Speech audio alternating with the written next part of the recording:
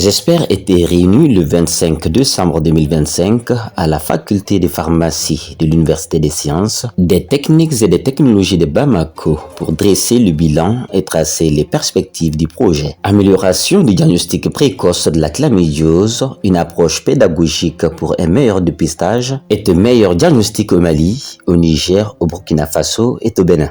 La 4e réunion du comité de pilotage du projet chlamydiose Pfizer de la faculté de pharmacie de l'USTTV de Bamako. En fait, le projet c'était un petit projet, petit par la durée, juste une année, petit par le budget et petit aussi par le scope, le nombre d'activités. C'était pour rendre compte au comité de pilotage pour la validation du rapport final qu'on devait envoyer au Bayer. Financé par le géant pharmaceutique Pfizer, ce projet s'attaque à un défi majeur, la santé reproductive des 15 à 24 ans. L'objectif initial, axé sur le développement de matériel éducatif pour la prévention et le contrôle de la chlamydiose, a porté ses fruits. Ce qu'on peut retenir, c'est que toutes les activités ont été faites comme planifiées. Et parmi les activités, il y avait la revue de la littérature sur la chlamydiose chez les jeunes de 15-24 ans. En Afrique au sud du Sahara, on a fait une revue sur 25 ans et le manuscrit a été soumis. En dehors de ça, il y avait l'analyse FOAM qu'on a fait pour les parties prenantes pour voir quel est le niveau d'engagement des parties prenantes pour la prévention et le contrôle de la chlamydiose chez les jeunes de 15-24 ans au Mali et au Burkina. On a aussi écrit un article qui a été soumis. Au-delà de l'analyse FOAM, on a aussi fait l'analyse intérêt, pouvoir et capacité opérationnelle des parties prenantes pour identifier avec quelles parties prenantes nous allons faire la durabilité et la mise en échelle du projet. Au-delà de ça, nous avons formé, supervisé des étudiants, un étudiant en master en santé publique, 3 étudiants en pharmacie et un étudiant en médecine. Ce travail de terrain, effectué par les étudiants impliqués sous la supervision de leur mentor, a permis de comprendre l'urgence d'un dépistage précoce chez les jeunes. Mon thème s'intitule Prévention et contrôle de la chlamydiose génitale chez les jeunes de 15 à 24 ans. Analyse FOAM et matrice Chou à Ouagadougou, Burkina Faso. Le thème, c'est l'engagement des parties prenantes pour la durabilité et la mise en échelle du projet Pfizer. Donc, la prévention, le contrôle, n'est-ce pas, des jeunes. Il est toujours important d'évaluer l'engagement des parties prenantes quand tu veux mettre en exécution un projet. Donc, l'idée pertinente, c'était ça la motivation au début. Donc quand on a décidé de nous y mettre, on a élaboré un questionnaire. Il y avait aussi des évaluateurs qui étaient censés donner des scores, d'accord, aux différentes institutions. Bon, maintenant, une fois les questionnaires remis aux différentes institutions, les évaluateurs leur ont donné des scores. Maintenant, on s'est basé sur une matrice qui n'est pas la première d'ailleurs, c'est ce qui effectue presque toutes les institutions. Il s'agit d'une matrice IPC, c'est-à-dire intérêt, pouvoir, capacité.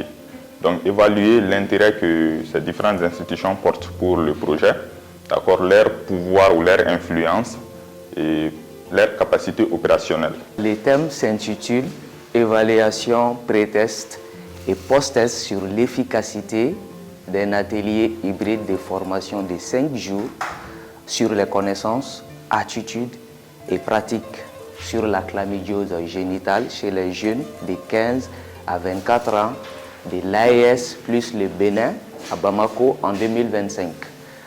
Le choix est motivé selon 3 constats majeurs. Il faut savoir que la chlamydiose, c'est l'infection sexuellement transmissible bactérienne la plus fréquente au monde. Et il faut savoir que dans notre contexte, au Mali et plus largement en Afrique de l'Ouest, les données sont rares, le dépistage est limité et la sensibilisation est insuffisante. En prime, il faut savoir aussi que les jeunes sont exposés. Et investir dans la santé reproductive et sexuelle, surtout les jeunes comme cible, c'est une des meilleurs investissements pour protéger, prévenir contre les infections, prévenir des complications d'ailleurs qui sont évitables de ces IST-là, qui peut être l'infertilité et augmenter les capitales humains. Inciter les gens à faire le dépistage même sans symptômes, vu que la chlamydiose c'est surtout une IST silencieuse. Ces livrables constituent désormais une base solide pour réduire l'impact de cette infection, souvent silencieuse mais lourde de conséquences. Fort des résultats obtenus, le partenariat avec le bailleur devrait se renforcer autour d'une vision de mise à l'échelle géographique. L'ambition est claire, couvrir l'ensemble de l'Afrique de l'Ouest. Cette nouvelle phase doit intégrer un volet scientifique crucial, la résistance aux antimicrobiens. Les acteurs du projet prévoient d'entamer une revue documentaire exhaustive sur la résistance bactérienne dans la sous-région. Au-delà du diagnostic, l'étude mettra en lumière l'impact clinique de l'azithromycine, la molécule phare du bailleur. L'enjeu est de démontrer son efficacité continue dans la lutte contre les infections en général et la chlamydiose en particulier, tout en surveillant de près l'évolution des résistances. Pour les autorités universitaires et les chercheurs de l'ISTTB, ce projet est un modèle de collaboration entre le monde académique et l'industrie pharmaceutique. Ce projet il est d'intérêt capital pour notre pays parce qu'il s'agit de travailler de façon à comprendre l'épidémiologie des maladies sexuellement transmissibles, y compris des chlamydiés. Certes, il y a des résultats pertinents qui ont été obtenus, mais il y a lieu de poursuivre cette étude pour que les résultats ainsi obtenus puissent être approfondis. D'où l'intérêt pour le partenaire d'accompagner ce projet pour davantage peaufiner ces résultats, parce qu'il y va de l'intérêt de la communauté scientifique.